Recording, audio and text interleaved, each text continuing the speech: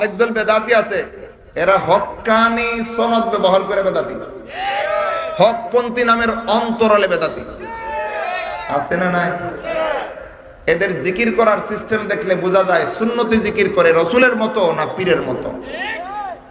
বোঝা গেল ওইখানে আইসা রসুলের আমল চাইরা দিয়া যখন ব্যক্তিগত ভাবে কোন ব্যক্তির পূজায় লিপ্ত হয়, এমন একটা আমল করতেছে নিজেও জানে রসুল জীবনে এইভাবে করেন নাই, এরপরেও করতেছে, বুঝতে হবে সুন্নত করতেছে না বেদাত। এই বেদাতটা যখন মুখোশ খুললে দেয় তখন এরা আবার কেঁপে যায়, কেঁপে কয় আহলে হাদিস। এইখান থেকেই কিন্তু এই ফিতনাটা শুরু হয়েছে। যেই অচিহ্নিত বেদাতীদের কয়েকটা বেদাতি কর্মকাণ্ডের বিরুদ্ধে সুচ্চার ভূমিকায় অবতীর্ণ হয়েছে, যেটা একজন হকপন্থী আলেমের ঈমানি দায়িত্ব ছিল, ওই দায়িত্ব পালন করার কারণে অচিহ্নিত বেদাতীদের বিশাল বড় একটা গ্রুপ আমাদের পিছনে হাউকাউ জুড়ে দিয়েছিল, আহলে হাদিস হয়ে গেছে। আর এরপরে আমাদের সমাজের কিছু মুসলমান সরল মনা, যাচাই নাই বাছাই নাই, ওই যারা বেদাতি আমল ধরা খাওয়ার কারণে আমাকে দামাচাপা দেওয়ার জন্য, আমাকে দফন করে দেওয়ার জন্য আহলে হাদিস স্লোগান তৈরি করেছে, এদের মুখ থেকে শূন্য শূন্য কপি করে। এবার বলেন এটা জায়েজ না না জায়েজ? আগে কি বলেছিলাম? রসুল বলেছেন পরিষ্কার ভাবে মৃত্যুক হয়ে যাবে আল্লাহর কাছে যদি যাচাই ছাড়া কোনো কথা বলে। কারো কাছ থেকে শুনছে, যাচাই না করে রেওয়ায়াত করে দিছে, বর্ণনা করে দিছে, সে মিথ্যুক হয়ে যাবে।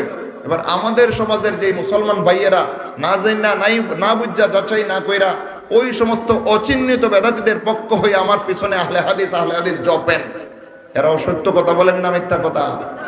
সাবধান, প্রপাগান্ডায় ভাসবেন না। এদের অনেক কার্যকলাপ আছে, একটার পর একটা দিন বিকৃতি, একটার পর একটা ইসলাম বিকৃতিমূলক কর্মকাণ্ড আর কথাবার্তা সরাসরি হচ্ছে বাংলাদেশে। আমি নাম বলার দরকার নাই, সচেতন মহল এমনিই বুঝে। এগুলো আমি এখন আর কই না, করার দরকার নাই, কারণ যখন বলার ছিল বলছি, তখন কেউ সচেতন ছিল না, সবাই হক্কানি হক্কানি হক্কানি হক্কানি জপছে।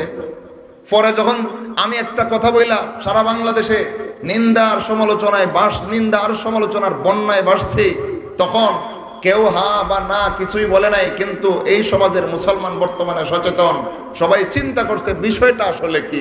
খুঁজা যখন দেখছে আরে এরা তো একটার পর একটা দিন বিকৃতিমূলক বক্তব্য দিচ্ছে, একটার পর একটা ইসলামের সাথে বিকৃতিমূলক চিন্তা ভাবনা জনসমাজে তারা ছড়াইয়া বেড়াচ্ছে, তখন জনসমাজ এখন এমনিই সচেতন, আমি আর কিছু কোয়া লাগে না। এই জন্য আমি এখন এগুলো কই না।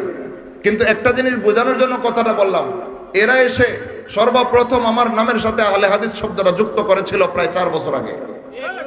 ওই সময় থেকে আমার নামের সাথে এই শব্দটা একদল মানুষ না বুঝা কপি করতে শুরু করেছে। মারাত্মক মিথ্যা প্রপাগান্ডা এটা।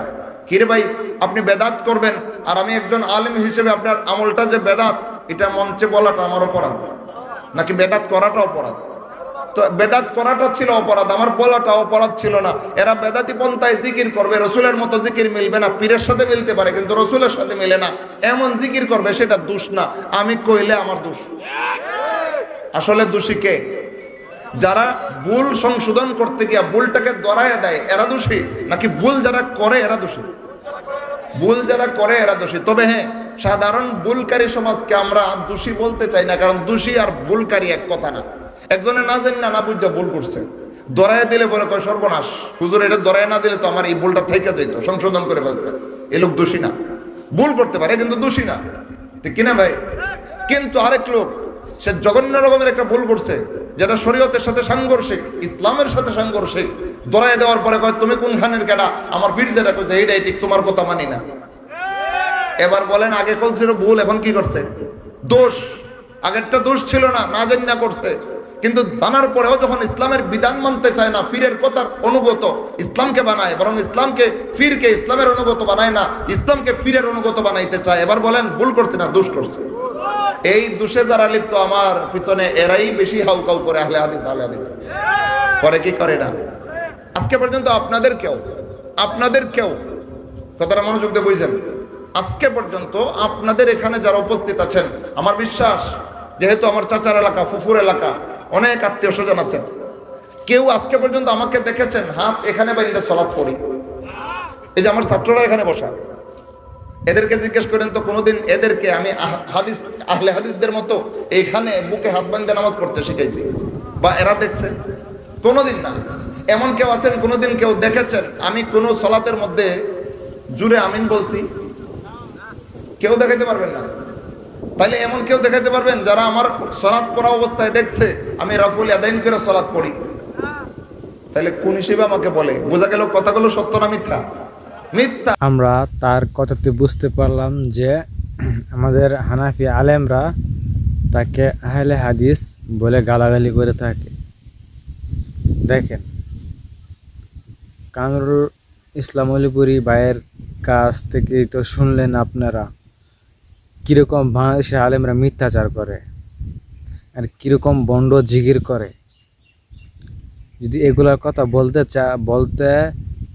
যদি আপনি বলে ফেলেন যে এগুলো করা যাবে না, জিগির করা যাবে না, বন্ডামি জিগির করা যাবে না, বা শিরিক বিদাত করা যাবে না, এগুলোর বিষয়ে যে আলোচনা করেন, তাহলে আপনিও হয়ে যাবেন আহলে হাদিস। আমি যে এখন এগুলো কথা বলতেছি অনেকেই আমাকে গালাগালি করবে। হ্যাঁ, কামরুল ইসলাম অলিপুরি সাহেবকে অনেক লোক আছে তাকে অনেক গালাগালি করেছে, এমন গালাগালি করেছে যে সাধারণ মানুষও এরকম গালাগালি করে না। তার মুখ থেকে তো শুনলেন, আর তাকে বানিয়ে ফেলছে আহলে হাদিস, আহলে হাদিস। আর তিনি তো স্বীকার করতেছেন যে তিনি আহলে সুন্নাতের জামাতের একজন লোক অনুসারী করে আহলে, তাহলে তাকে কিভাবে আহলে হাদিস বলে? সব মাসালাই কিন্তু এক, কুরআন হাদিস কিন্তু সবই এক। আহলে হাদিসরা যে কুরআন হাদিসের কথা বলে এটা কি ভিন্ন? বা আহলে সুন্নাত জামাতের লোক যারা আছে তারা যে কুরআন এবং হাদিসের কথা বলে এটা কি ভিন্ন? সবই কিন্তু এক। দেখা গেছে কিছু ক্ষেত্রে আলাদা, যেমন আহলে হাদিসরা যে তাদেরকে চিনেন তো, তারা রফেদিন করে বা জুরে আমিন বলে, তারা রাসূল সাল্লাল্লাহু আলাইহি ওয়াসাল্লামকে অনুসরণ করে, তাকে বলে আহলে হাদিস। এখন কামরুল ইসলাম অলিপুরি ভাইকে যে আহলে হাদিস বানাইছে বা তাকে গালাগালি করে, এটাই আমি বলতে চাচ্ছি যে আমাদের বাংলাদেশের আলেমরা, কওমি আলেমরা বা হানাফি আলেমরা কতটা খারাপ বা কতটা জঘন্য, এটা তো আপনারা বুঝতে পারলেন যে এই ভিডিওটা দেখে বা এই ওয়াজটা শুনে।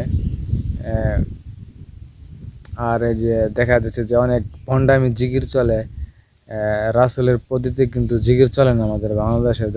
দেখা গেছে যে অনেক পীরের রাস্তা নাই বা মাজারে অনেক ভণ্ডামি জিগির চলে। এগুলা থেকে বিরত থাকবেন আপনারা, আর অবশ্যই গালাগালি করবেন না। আসসালামু আলাইকুম।